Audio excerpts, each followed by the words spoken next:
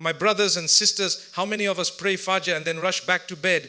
We think we are only gaining a little more sleep, but in reality, we are losing something far greater. The Prophet Muhammad made a special dua for us. Oh Allah, bless my ummah in their mornings. That means the hours after Fajr are not ordinary. They are filled with barakah, with sustenance, with opportunities for both this world and the hereafter. Yet most people fail this test without even realizing it. Today I want to share with you the hidden blessings of the morning hours. Why choosing to stay awake after Fajr could change your life forever. There is something profoundly unique about the hours that follow Fajr. When the world is still quiet, when most people are still asleep, Allah opens the doors of Barakah's blessings for those who choose to remain awake in remembrance, reflection, or productivity. This is not just a matter of spirituality, it is a matter of aligning our lives with divine wisdom. The Prophet Muhammad made a special dua for his ummah. Oh Allah, bless my nation in their early mornings. This one supplication alone should be enough for us to realize the immense value hidden in the hours after Fajr. It is a time that carries divine blessing, where your efforts are multiplied, your focus sharpened, and your heart connected with Allah in ways that are difficult to achieve later in the day. Think about it. What happens when you begin your day with worship, Qur'an recitation, or quiet reflection? Your mind feels clearer, your soul lighter, and your heart more at peace. You carry the remembrance of Allah into everything you do. Even worldly tasks, whether it's studying, working, or caring for your family, become infused with barakah. That is why the most successful people, both spiritually and practically, are often those who make use of the early morning. On the other hand, when a person chooses to sleep away this sacred time, they unknowingly close the door to blessings that Allah has made available for them. Yes, sleep is a need, but when it becomes a habit to rush back to bed after Fajr, one loses the chance to connect with Allah in a moment when dua is readily accepted and angels bear witness to your worship. The companions of the Prophet, I understood this well. They would engage in Dhikr, Qur'an, or simply reflect quietly until sunrise. This wasn't just a matter of worship. It shaped their discipline, productivity, and their success in this world. They knew that the morning was a gift from Allah, a window of time too precious to waste. Imagine standing on the day of judgment and seeing that so many opportunities for reward were right there in your mornings, but you let them slip away in exchange for a little extra sleep. That thought alone should wake us up. So, my brothers and sisters, the early morning hours after Fajr are not ordinary, they are extraordinary. They are the foundation of a blessed day, a time when Allah Himself places barakah in your rizq, your health, your knowledge, and even your relationships. If you want to see true transformation in your life, start by valuing this sacred time. Use it wisely, pray, remember Allah, read Qur'an, or begin your work with a pure intention. The Prophet promised us barakah in the morning. It is up to us to claim it. One of the most overlooked truths in our daily lives is the connection between rizq, sustenance, and the early hours of the morning. In Islam, rizq is not limited to wealth. It includes health, knowledge, peace of mind, opportunities, good company, and even guidance from Allah. And the morning, right after Fajr, is a time when this rizq is distributed. The Prophet Muhammad prayed, Allah, bless my ummah in their mornings. This was not just a dua, it was a teaching. He was showing us that success, provision, and blessings are linked to the early hours of the day. To waste this time in sleep is like standing before the gates of mercy and choosing not to walk through them. Think about the wisdom here. The world is still quiet, distractions are minimal, and the heart is calm. When you rise after Fajr to remember Allah, to plan your day, or to work, your efforts are infused with divine blessing. This is why so many of the pious predecessors were known for starting their trade studies or work early in the morning. They believed that rizq chases the one who makes use of the morning. It is no surprise that even in modern science, studies confirm that the human mind is at its peak productivity in the morning. Concentration is higher, creativity flows more naturally, and the body is refreshed. Sabinal, this only reaffirms what our beloved Prophet taught us 400 years ago, that the morning carries barakah for both your dunya and your akhirah. When a believer spends the time after Fajr in Dhikr, Qur'an, or useful work, he opens his life to unseen blessings. You might find that your work for 2 hours in the morning brings more results than an entire day spent later. You might notice that your earnings stretch further, your health improves, and your relationships strengthen, all because you honored the time when Allah distributes His rizq.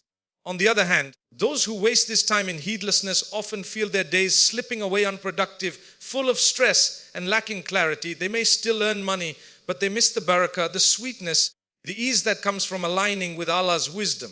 The companions of the Prophet lived by this principle. Many of them would finish their morning prayers and head directly to work, business, or learning, they knew that rizq was waiting to be gathered in those hours, and their lives were filled with both worldly success and spiritual satisfaction. So, my dear brothers and sisters, the morning is not just another part of the day, it is the key to unlocking your sustenance. If you are seeking more rizq, if you are asking Allah to open doors of provision for you, start by valuing the hours after Fajr. Read Qur'an, make do, plan your work, and step into your day with trust in Allah's promise. Allah is the provider, but He also shows us where to find His provision. And one of those places is the blessed time after Fajr. Don't let it slip away.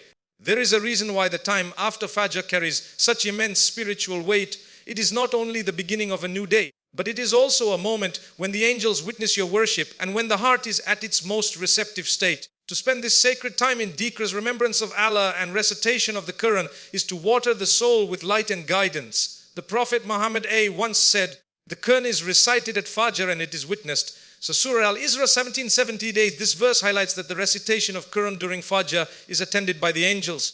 Imagine the honor. Your voice carrying the words of Allah is heard not only by yourself but by the angels who record and testify to your worship. Dhikr too has its unique power after Fajr. Whether it is the simple repetition of Subhanallah, Alhamdulillah, Allahu Akbar, or sending blessings upon the Prophet, every word is magnified in value. The morning is when the heart is uncluttered, free from the burdens of the day. In this silence, every remembrance of Allah penetrates deeper, nurturing your iman and strengthening your bond with your Creator. The Qur'an and Dhikr together act as a shield for the believer. When you begin your day with the words of Allah, it becomes harder for shaitan to influence your heart. Your soul carries a sense of tranquility that no amount of chaos in the world can shake. Even if the day brings challenges, face them with patience and clarity. Because you started with Allah, many of the righteous predecessors would sit after Fajr prayer until sunrise, immersed in Qur'an and Dhikr. They saw it as food for the soul. Just as the body needs breakfast to function, the heart needs its nourishment of Qur'an and remembrance. Without it, the soul feels empty, restless, and hungry for meaning. On a practical level, engaging in Dhikr and Qur'an after Fajr helps you build consistency. The early hours are calm and free from distractions, making it easier to focus. Even if you dedicate just 15 or 20 minutes daily, over time it transforms your relationship with Allah. Verses that once seemed distant begin to speak directly to your heart. Words of Dhikr that once felt routine become sources of comfort and tears, and the reward beyond measure. The Prophet taught that whoever recites Qur'an and remembers Allah in the morning and evening is like someone holding tightly to the rope of protection from Allah. Such a person walks through the day with Barakah, inner peace, and strength against trials. So, my dear brothers and sisters, if you truly wish to grow spiritually, don't let the morning hours slip away. Make Dhikr, recite Qur'an, reflect upon its meanings. Start small but remain consistent. The angels are listening, Allah is watching, and your soul is being uplifted. The one who begins the day with Allah never walks alone.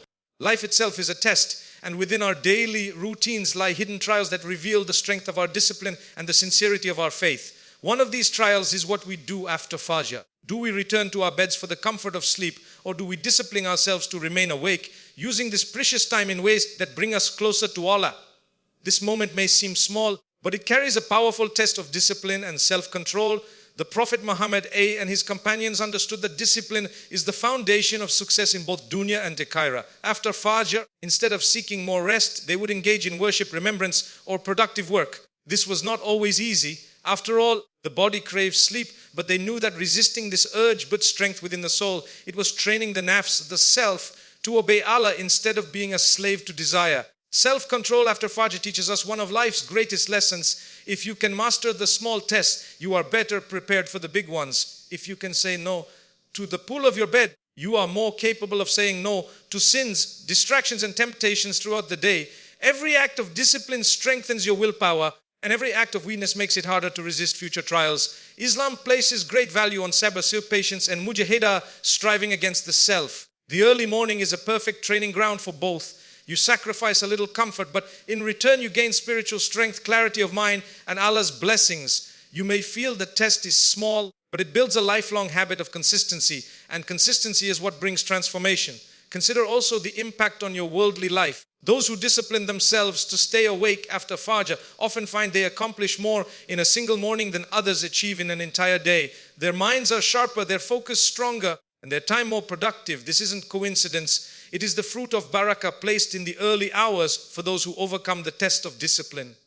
On the other hand, Giving in to the temptation of sleep may feel sweet in the moment, but it leaves you feeling sluggish and steals opportunities that could have shaped your day. The one who fails this test misses not just productivity, but also the spiritual rewards that Allah has promised in this blessed time. My brothers and sisters, true growth comes when we rise above comfort and discipline ourselves for the sake of Allah.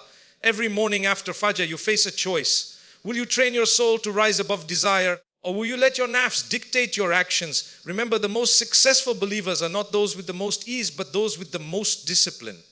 Stay awake, even if only for a short while, and dedicate that time to Allah. It may be the smallest test, but it shapes the largest victories in your life.